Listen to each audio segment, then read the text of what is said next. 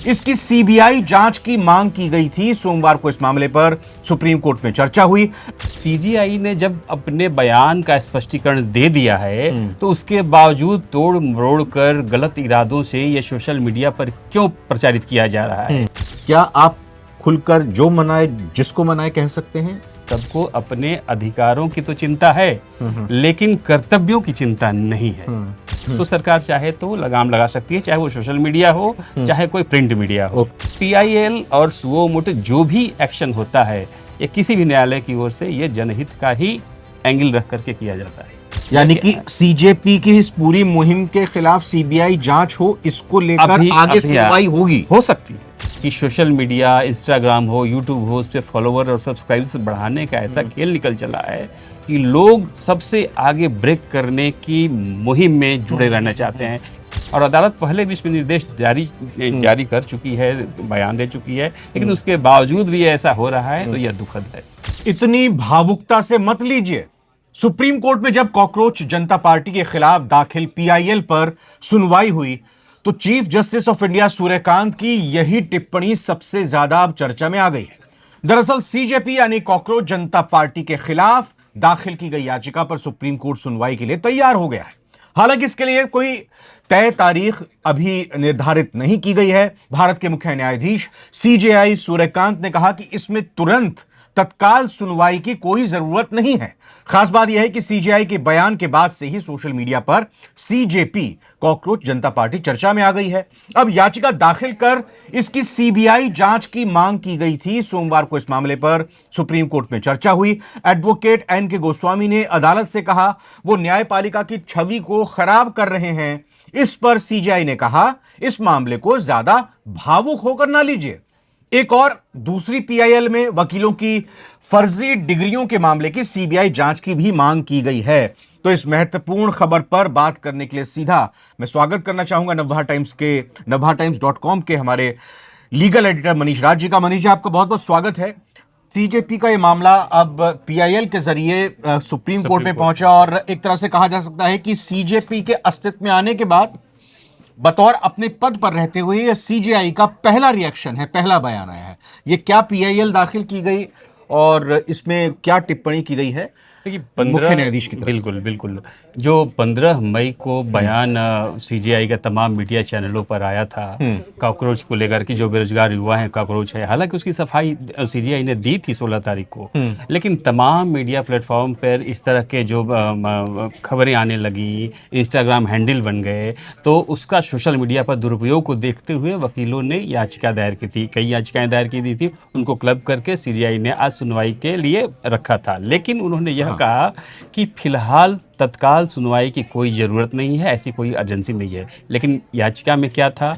याचिका में यह था कि सीजीआई ने जब अपने बयान का स्पष्टीकरण दे दिया है तो उसके बावजूद तोड़ मरोड़ कर गलत इरादों से यह सोशल मीडिया पर क्यों प्रचारित किया जा रहा है। सीजीआई इस पर तत्काल संज्ञान ले और उन तमाम सोशल मीडिया की जांच करवाएं और उसके पीछे कौन से लोग हैं इसका पता लगाएं। दूसरी जो याचिका में बात जुड़ी हुई थी वो उस दिन जिस दिन 15 मई को सीजीआई सुनवाई कर रहे थे एक वकील के वरिष्ठ सीनियर एडवोकेट को के मामले को जुड़े हुए लेकर के, उस दिन उन्होंने यह भी कहा था कि कई लोग नकली डिग्रियों को लेकर के लॉ में आ गए हैं। तो उस मामले से जुड़ी हुई जो दूसरी याचिका थी उन्होंने कहा कि कथित नकली वकीलों की जांच की जाए सीबीआई के जरिए। नकली वकील मतलब जो नकली और फर्जी डिग्री के जरिए वकील। बिल्कुल।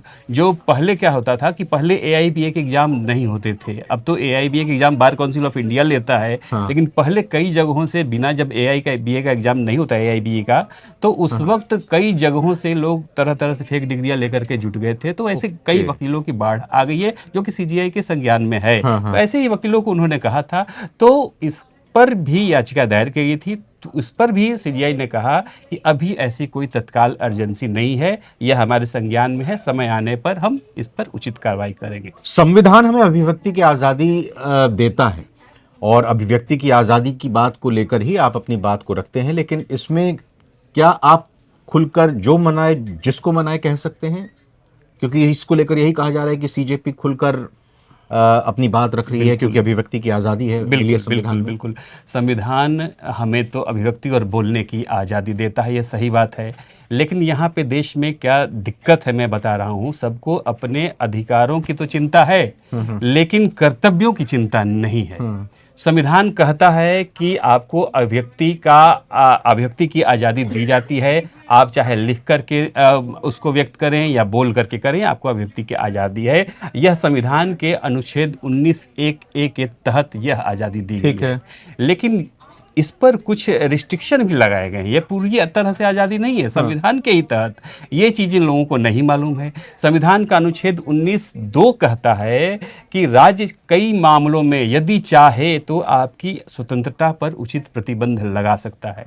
अब इसमें बात उठती है कि अभिव्यक्ति की स्वतंत्रता पर। अभिव्यक्ति की जी। स्वतंत्रता पर, आपकी बोलने की स्वतंत्रता पर, आपके कुछ भी लिखने की स्वतंत्रता पर, चाहे वो सोशल मीडिया पे लिखें, चाहे कहीं भी ये लिखें। है प्रावधान। ये प्रावधान संविधान ने दिया है। उन संविधान का अनुच्छेद 19(2) कहता है कि राज्य यदि चाहे तो उचित परिस्थितियों में आपकी इस स्वतंत्रता पर लगाम लगा सकता है। राज्य सरकार भी और केंद्र सरकार केंद्र भी। सरकार ठीक भी, है। ठीक है। ओके। संविधान के तहत ये शक्ति दी ठीक गई है। है। राज्य का मतलब आमतौर से केंद्र सरकार ही होता है संविधान में जो है। ओके। तो भारत की संप्रभुता और अखंडता पर जब यदि खतरा हो रहा है, तो उस स्थिति में यदि कोई कुछ भी बोल रहा है, ऐसे उसके बोलने से इस तरह की बातें सामने आ रही हैं, तो सरकार चाहे तो उसको रोक सकता है, कानून चाहे तो उसको उस पर लगाम लगा सकता है। यानी कि मैं अगर आपकी बात को बीच में रखूं अगले पॉइंट पर बढ़ने से पहले, ट्विटर अकाउंट जो ब्लॉक किया किए जाते हैं, तो उसको लेकर भी यही होता है कि सिक्योरिटी बिल्कुल, थ्रेट होती है, बिल्कुल, तो वो बिल्कुल। प्रोटेस्ट करने वाले और अपनी बात रखने वाले अपनी बात रखते हैं, लेकिन ये अधिकार देता है सर। बिल्कुल। इसी अनुच्छेद के तहत आईटी एक्ट में ये जो प्रावधान है कि ट्विटर पर कुछ ऐसी बातें हैं जो कि विदेशी राज्यों के साथ मैत्रीपूर्ण संबंध हैं, और उसको लेकर के आम आदमी विपक्षी नेता कहते हैं कि मोदी जी ने यह किया या सरकार ने ऐसा किया, तो उसको लेकर के भी यदि दुर्भावना पूर्वक कुछ बातें प्रचारित की जाती हैं विदेशी मित्रों को लेकर के, तो सरकार चाहे तो लगाम लगा सकती है, चाहे वो सोशल मीडिया हो, चाहे कोई प्रिंट मीडिया हो। ओके। दूसरी बात कि सार्वजनिक व्यवस्था, यदि कोई ऐसी बातें बोलता है कि उससे सार्वजनिक व्यवस्था खराब होने का भय है या खराब हो रही है, तो उस पर भी कानून सरकार को यह कहता है कि आप इस अनुच्छेद 19(2) के तहत आप उसकी अभिव्यक्ति पर लगाम लगाइए। तीसरा, यदि कोर्ट की अवमानना हो रही है, न्यायालय की अवमानना हो रही है, कुछ ऐसा बहुत ज्यादा बोला जा रहा है, जैसे यही मामला जुड़ देख लिया जाए कि यदि सीजीआई की तरफ, सीजीआई ने बोला कुछ और लोगों के बयान कुछ और वायरल हो रहे हैं, तो कोर्ट न्यायालय की अवमानना के तहत भी यदि अभिव्यक्ति की स्वतंत्रता दी गई है संविधान का, तो संविधान के ही तहत उस पर रोक लगाई जा सकती है। तो ऐसे कई मामले हैं जिन पर सरकार या कानून चाहे तो उसकी अभिव्यक्ति की स्वतंत्रता पर लगाम लगा सकती है। कॉकरोच जनता पार्टी के ऊपर पीआईएल की बात अगर फिर से करें तो अर्जेंट लिस्टिंग नहीं इसकी की गई, मतलब तत्काल सुनवाई के लिए नहीं स्वीकार किया। इसका मतलब क्या हुआ और कौन से वो मामले और मुद्दे होते हैं जिनकी तत्काल सुनवाई होती है? और एक शॉर्ट में मैं ये भी चाहूंगा कि आप इसी सवाल में जवाब देते हुए, पीआईएल, हो सकता है कुछ आम व्यूअर्स इस बारे में ना जो समझते हो ना जानते हो, लेकिन उनको ये खबरें मिलती हैं कि कई बार पीआईएल दाखिल करने वालों के खिलाफ बड़ा आर्थिक दंड भी अदालत की तरफ से, सुप्रीम कोर्ट की तरफ से लगाया जाता है। तो थोड़ा समझाइए अर्जेंट लिस्टिंग और पीआईएल इस संदर्भ में।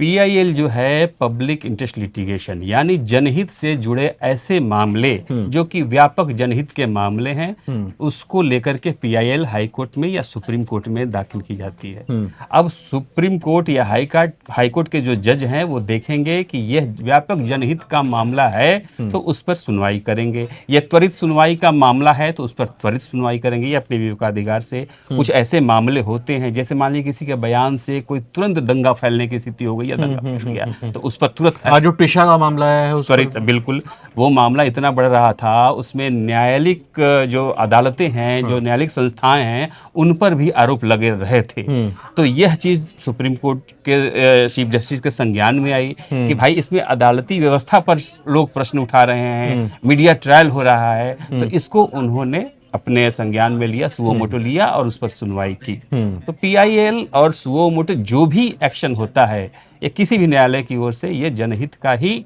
एंगल रख करके किया जाता है। अर्जेंट लिस्टिंग का भी थोड़ा बता दीजिए। इसको कह दिया है कि भाई दिल पर लेने वाली बात नहीं है, इस पर ज्यादा गंभीर होने वाली बात नहीं है, अर्जेंट लिस्टिंग नहीं होगी, मतलब हाँ, इसको इसका नहीं मतलब है अभी हाँ, अगली तारीख अभी कब निर्धारित होगी? हाँ ये सीबीआई जांच हाँ, की जो बिल्कुल मांग की जा रही है कि भाई सीजेपी की उन्होंने जाए, अभी तो इस याचिका को कह दिया कि त्वरित एक्सेप्ट कर लिया है, हाँ, मतलब त्वरित सुनवाई की इसकी जरूरत नहीं है। बाद में हो सकता है कि ये मामला और बढ़े, काकरोच जनता पार्टी कुछ इस तरह के कदम उठाए जिससे सामाजिक रूप से वैमनस्य बढ़े या कुछ और भी घटनाएं सामाजिक रूप से विभेद करने वाली चीजें आए, तब उस तरह की चीजें होंगी तो उस पर सीजीआई थोड़ा और इस पर क्लैरिफिकेशन मनीष जी कि भाई अभी इस पर सुनवाई ही नहीं की गई इस याचिका पर, मतलब अब हम इस पर ये नहीं कह सकते कि इस याचिका को सुनवाई के लिए एक्सेप्ट कर लिया है और आगे इस पर चर्चा होगी। हम ये कह सकते हैं कि हाँ, इसमें सुनवाई के लिए तो एक्सेप्ट किया, तभी तो उस पे जो सीजीआई का जो कमेंट आया, जो एडवोकेट ने दलील दी, तो सुनवाई तो हुई, लेकिन आगे इस पे अभी फुल सुनवाई, त्वरित सुनवाई के लिए उन्होंने कहा दिया यानी कि सीजेपी की इस पूरी मुहिम के खिलाफ सीबीआई जांच हो, इसको लेकर आगे सुनवाई होगी, हो सकती है, हो अच्छा। सकती है, बिल्कुल हो सकती है। इस पर अभी सीजीआई की ओर से कोई फैसला नहीं है, उन्होंने बस अभी यही कमेंट किया है कि इस पर तत्काल सुनवाई से इनकार कर दिया है। तो पक्ष और विपक्ष दोनों की तरफ से इसमें दलीलें दी जाएंगी कि भाई सीबीआई जांच क्यों होनी चाहिए, सीबीआई जांच क्यों नहीं होनी चाहिए, और उसके बाद फिर ये अदालत इस चीज को इस चीज को अपने संवैधानिक प्रावधानों के तहत इस चीज का निर्णय लेगी कि अब इस पे आगे सुनवाई की जाए। अब इस पर मुद्दा बन रहा है तो फिर इस याचिका पर सुनवाई की जाएगी। एक शॉर्ट में मैं आपसे लास्ट में सवाल जानना चाहूंगा कि सोशल मीडिया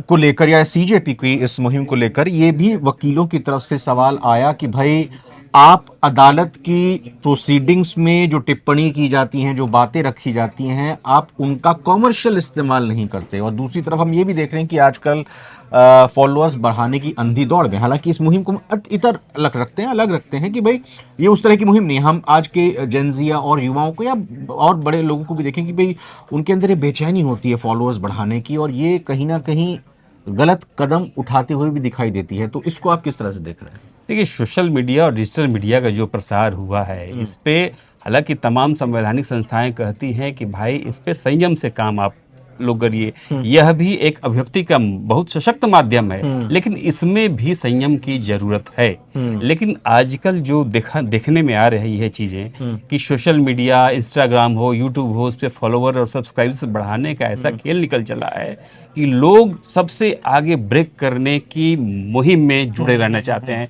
कि भाई कुछ भी हम ब्रेक करेंगे तो उससे हमारे फॉलोअर बढ़ेंगे।